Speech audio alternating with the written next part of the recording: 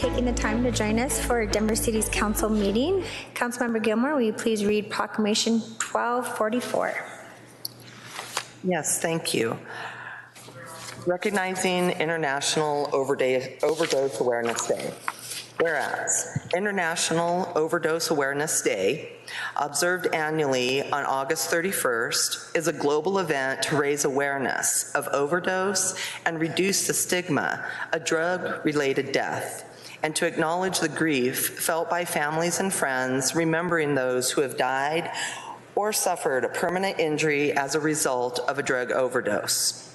And whereas overdose is a leading cause of injury-related death in the United States, and in 2024 claimed the lives of 1,603 Coloradans, including 483 here in Denver, affecting families, friends, and entire communities across every race, age, and socioeconomic group.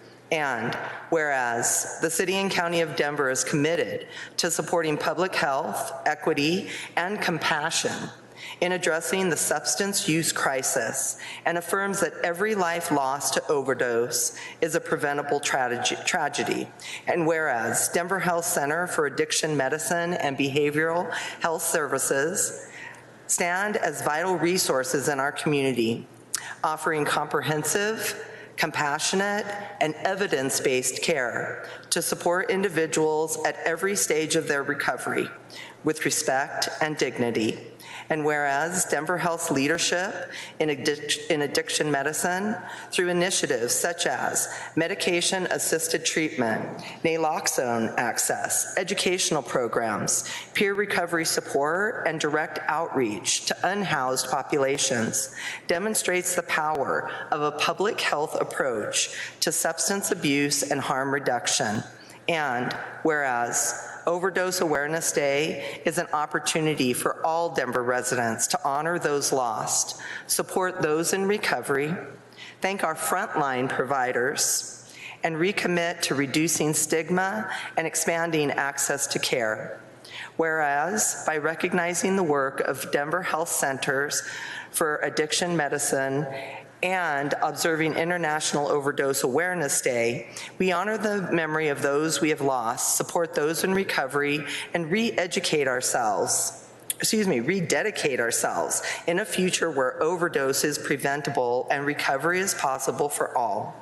Now, therefore, be it proclaimed by the Denver City Council, Section 1, that the city hereby recognizes August 31st, 2024 as International Overdose Awareness Day in Denver, and commends the work of Denver Health's Center for Addiction Medicine, and urge all residents to learn about the signs of overdose, carry and know how to use naloxone, and support those in our community affected by substance abuse. Let this proclamation serve as a call to action, a tribute to those we have lost, and a commitment to a future in which overdose is no longer a leading cause of death in Denver. Section 2, that the clerk and recorder of the City and County of Denver shall affix the seal of the City and County of Denver to this proclamation. I really want to thank the folks from Denver Health and the Center for Addiction Medicine and Behavioral Health Sciences and all the work that you do every single day to help people maintain their sobriety and their recovery, but knowing that sometimes relapses and unfortunately overdoses are part of that cycle of recovery. It's never too late, and unless we have, we've got to keep people alive to make sure that we've got those additional chances, and that's what this is really about. Thank you. 12 ayes. 12 ayes. Proclamation 1244 has been adopted. We now have 5 minutes for the proclamation acceptance. Councilmember Gilmore, who would you like to invite up to accept the proclamation? I'd like to invite up Brooke and Kristen, and I'll let them go ahead and introduce themselves. Thank you, Council. Thank you very much, Council Member Gilmore. On behalf of my Denver Health colleagues here, this amazing group, I accept the proclamation from Denver Health. My name is Brooke Bender. I'm the Administrative Director of our Center for Addiction Medicine, and I'll let Kristen introduce herself, and then we have just a couple words to say. Hi, council members. I'm Kristen Loera. Nice to meet you guys. Kristen's going to tell you more about her story after I share a little bit more about what we do at Denver Health. So we're so grateful to be here to recognize Overdose Awareness Day with you all. This is a time to commemorate those that we have lost and create awareness for those that we can still keep in our community. I think the council member spoke brilliantly about the preventable issue here and how we are able to save our community members, family, and friends.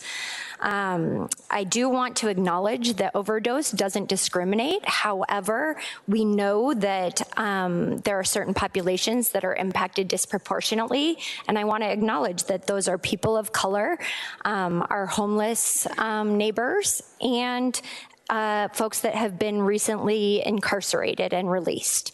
And so those populations need extra care and extra support to make sure that we have harm reduction tools, treatment ready for when they're ready for it, and that's something that Denver Health does here. So what we do at the Center for Addiction Medicine is try to reduce the stigma that you talked about, to help everyone understand that we're here to support those if and when they're ready for treatment. And if they're not and they're still using, we're really in favor of harm reduction tools to keep people alive. We have several different treatment modalities, including peer support and other evidence-based methods that have been proven to really help folks on their journey to recovery. And one of the ways that we're creating awareness this year is through our Stories in Black and White exhibit. This is a project that we created in collaboration with the Colorado Consortium and the CDC Foundation's Overdose Response Strategy. Some of those folks are here today.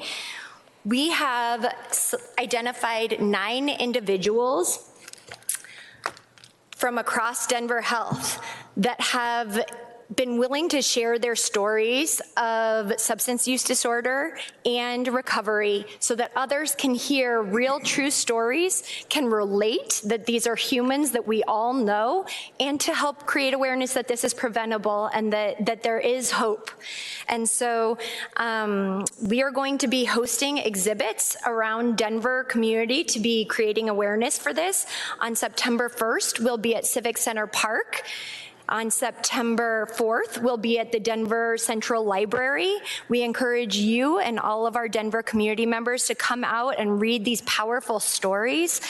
We will have free naloxone and resources there that can help get people into treatment if they're interested. And I would just like to, thank you. I would just like to read a quote from my friend Arnell, that's one of our community advisory members that participated in this project, that is a call to action.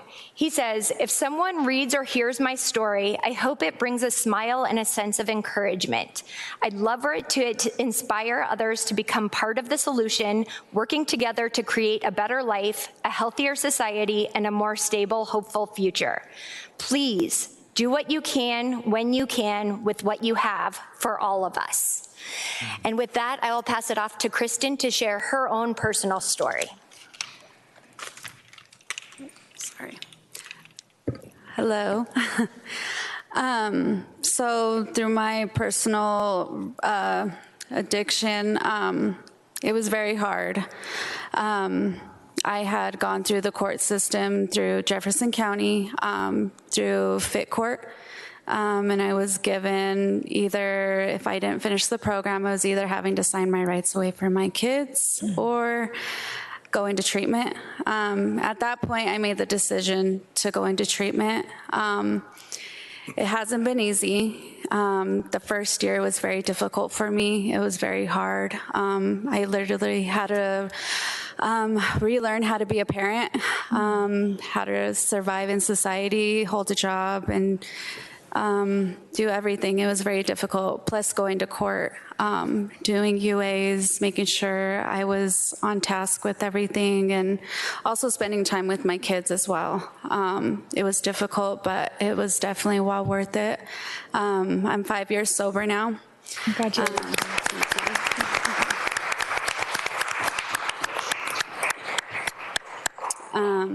I have custody of my kids. I work at Denver Health.